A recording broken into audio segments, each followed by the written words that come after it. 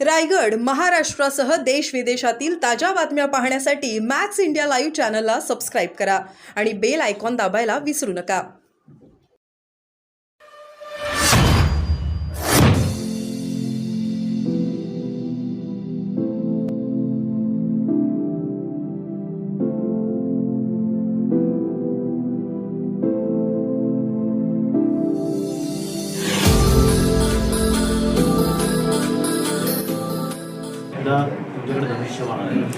राज्याच्या मुख्यमंत्रीपदाची धुरा आदरणीय एकनाथ शिंदे साहेबांनी घेऊन जवळ 2 वर्ष आता पूर्ण होतील.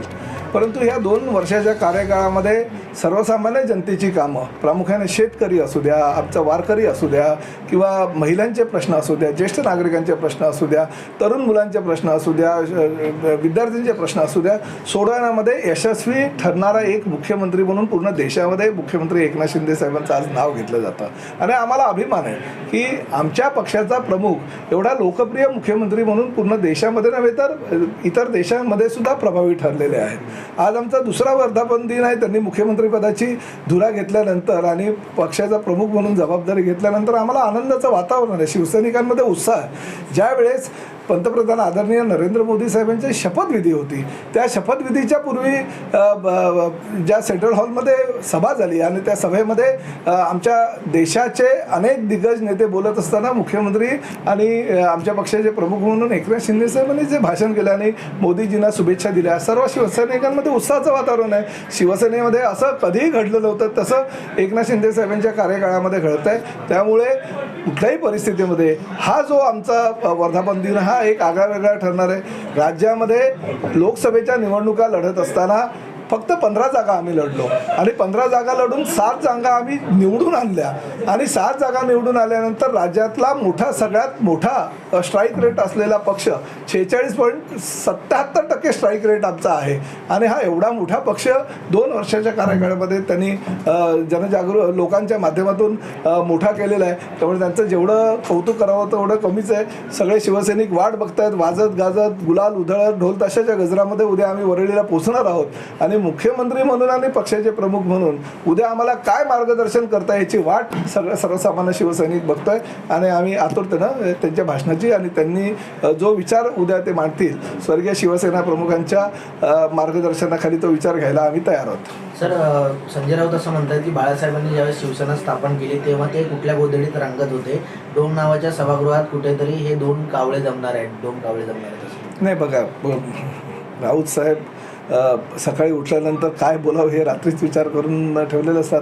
आता ह्या बाळासाहेबांच्या एका शिष्यानं काय करायचं, काय करून दाखवायचं हे लोकसभेच्या निवडणुकीमध्ये दाखवलेलं आहे. सगळ्यात मोठा स्ट्राईक रेट आमच्या पक्षाचा आहे.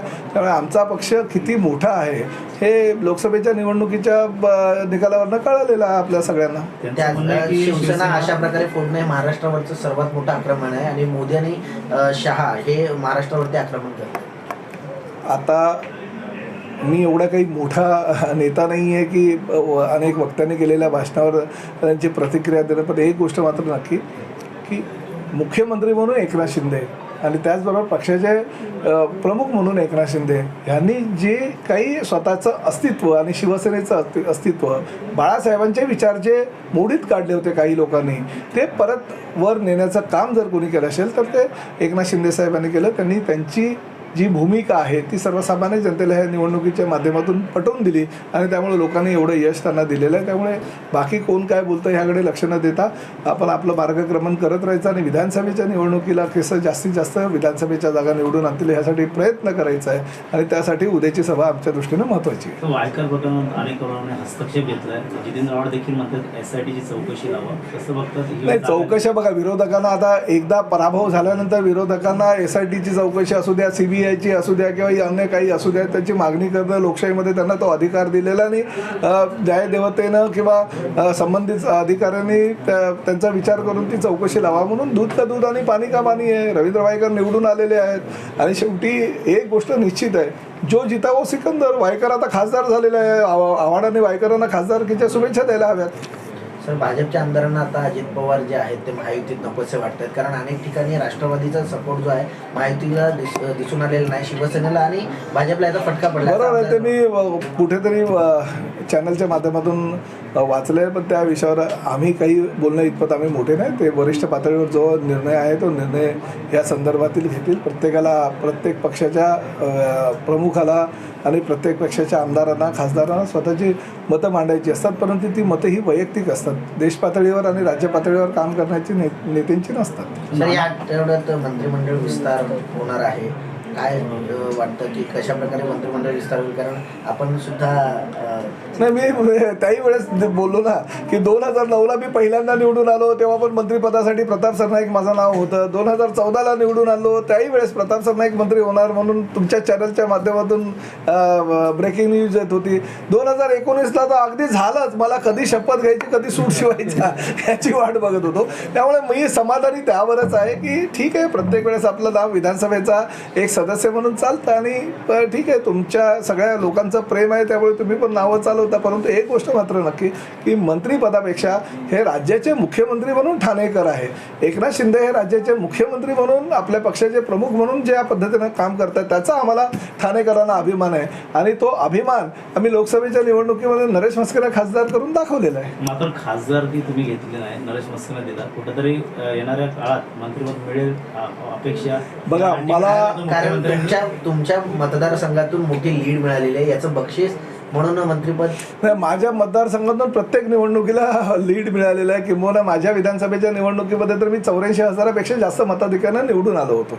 त्यामुळे ह्या निवडणुकीमध्ये कोणाला किती लीड मिळाला आणि कोण मायनस झालं म्हणून त्याला मंत्रिपदावर काढायचं आणि कोणाला लीड मिळालं म्हणून त्याला पुढे करायचं असं नाही. पक्ष आणि संघटना चालवायची असते. राज्यामध्ये गतिमान सरकार देऊन पुढल्या 3 ते 4 महिन्याच्या कालावधीमध्ये कसे सर्वसामान्य महाराष्ट्रातील जनतेचे कामं करायचं हा प्रश्न फार मोठा आदरणीय एकनाथ शिंदेसाहेब, देवेंद्र फडणवीस आणि अजितदादांकडे आहे. त्यामुळे मंत्रिपदापेक्षा राज्याची जनतेची कामं कशी होईल, माझी ठाणेकरांची कामं कशी होईल, माझ्या माजिवडा विधानसभा मतदारसंघातील जनतेची कामं कशी होईल यासाठी मी प्राधान्य देणार आहे. मंत्रिपद तर ठीक आहे, मंत्रिपद जर माझ्या नशिबामध्ये असेल तर ते कोणी हिरावून घेऊ शकत नाही. परंतु मी मात्र ह्या गोष्टीवर ठाम आहे की मुख्यमंत्री म्हणून जो सर्वोच्च पद आहे ते पद माझ्या ठाण्यातल्या एका आमदाराकडे आहे आणि ते एकनाथ शिंदेसाहेब त्या जबाबदारीची जाणीव ठेवून अतिशय चांगल्या प्रकारे ते काम करतात ह्या राज्याच्या हितासाठी. त्याचा मला अभिमान आहे. ठाकरे गटामुळे राष्ट्रवादी शरद पवारांना फायदा आला, काँग्रेसला फायदा आला. मात्र नाना पाटोळे म्हणतात की शोषित शिवसेना म्हणजे ठाकरे गट आणि शरद पवारांना आम्ही सामावून घेतले.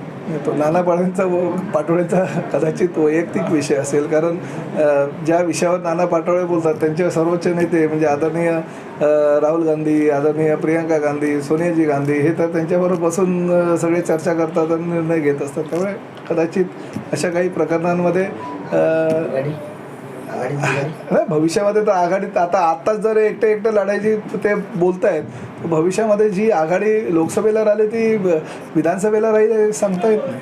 सर, भुजबळांनी वेगळी भूमिका मांडावी असं ओबीसीचं म्हणणं आहे. वाटतं जरांगे असतील, भुजबळ साहेबांचा तो वैयक्तिक प्रश्न आहे, कारण गेल्या अनेक वर्षापासून आज त्यांचं वय 75 आहे, परंतु मी जवळजवळ 40 वर्षापासून भुजबळ साहेबांना ओळखतो. त्यांनी आजपर्यंत समता परिषदेच्या माध्यमातून असू द्या अनेक विषयावर त्यांनी ज्वलंत आवाज उचललेला आहे. त्यामुळे त्यांना मानणारे काही कार्यकर्ते आहेत आणि त्यांचा काय समता परिषदेचा तो वैयक्तिक प्रश्न आहे. परंतु भुजबळ साहेबांनी सांगितलं की मी कुठेही नाराज नाही, मी समाधानी आहे आणि एखाद्या पक्षामध्ये सगळं काही मनाला वाटेल तसं काही मिळत नसतं, त्यामुळे कुठेतरी समाधानसुद्धा व्यक्त करायचं असतं असं त्यांनी स्वतःच सांगितलं. सर, एकीकडे आता 27 तारखेला अधिवेशन सुरू होतं आहे, तर दुसरीकडे ओबीसीचं एक उपोषण मागे घेण्यात सरकारला यश आलेलं आहे. मात्र ओबीसीचं आरक्षणासाठी हाके जे आहेत ते अजूनही आंदोलन. सरकारची भूमिका स्पष्ट आहे की ओबीसीच्या आरक्षणाला धक्का न लावू देता मराठ्यांना जे दुर्बल घटकातील मराठे आहेत त्यांना